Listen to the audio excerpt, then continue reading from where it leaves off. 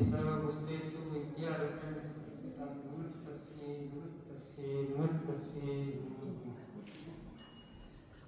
આ સંસ્થા જેમને આપણે વેટે શિક્ષણ એવા સ્વર્ગસ્થ જ્ઞાનજીભાઈ કાલિદાસભાઈ મહેતાના ચરણોમાં મારા અહીં ઉપસ્થિત સંસ્કૃત ભાષાના વિદ્વાન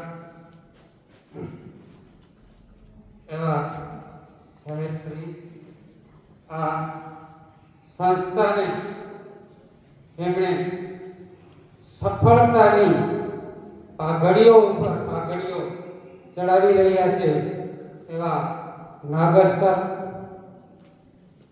રોહિણીબા,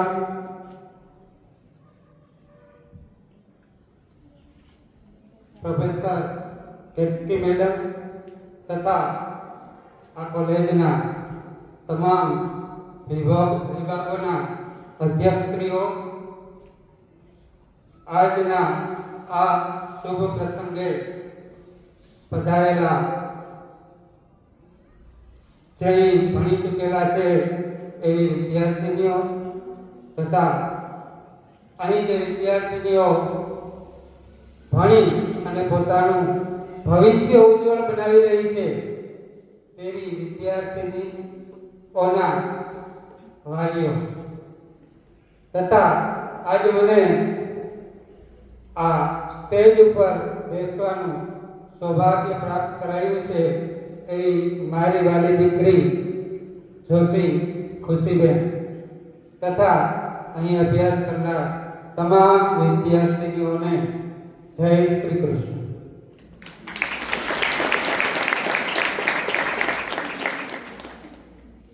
આ પ્રસંગે મને અહીં બોલવાનો મોકો મળ્યો છે.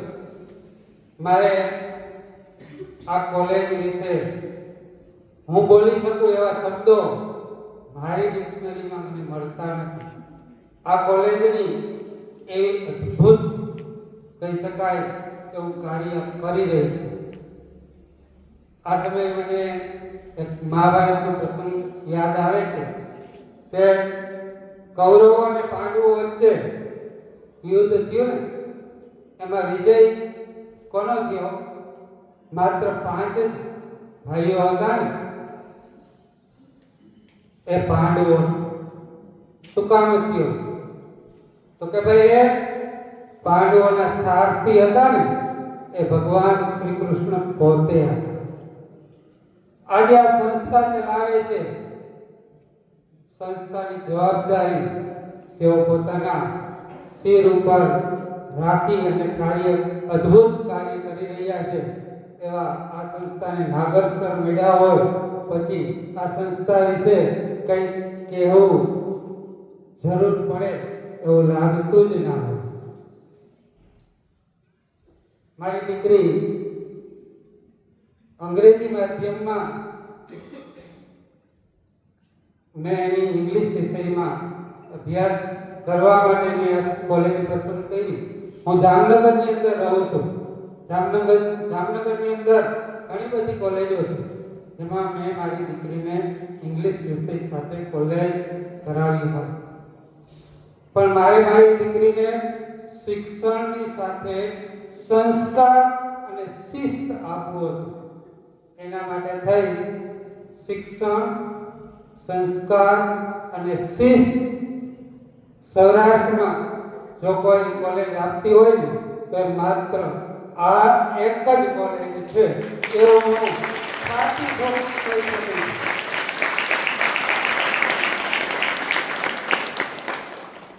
મારી દીકરીને અભ્યાસ કરાવી રહેલા અંગ્રેજી માધ્યમના આ મુખ્ય સારથી અનુપમ સર છે.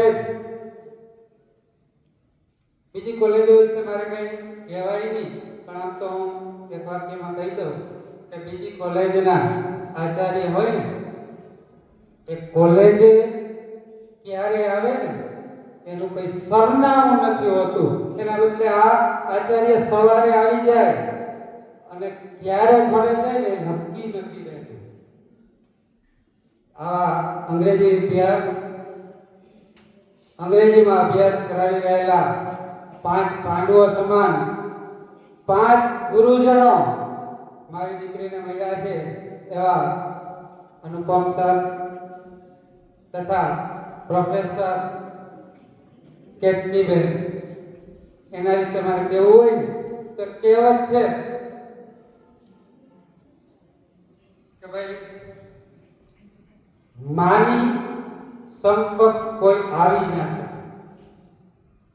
પણ હું આ 3 વર્ષથી અહીં આવું છું, 3 વર્ષથી આ કેતકી મેડમને મળું છું ને, તો મને એમ થાય છે કે એક કહેવત છે ને એ કદાચ ખોટી સાબિત કરી શકે એ માત્ર આ કેતકી બેન છે.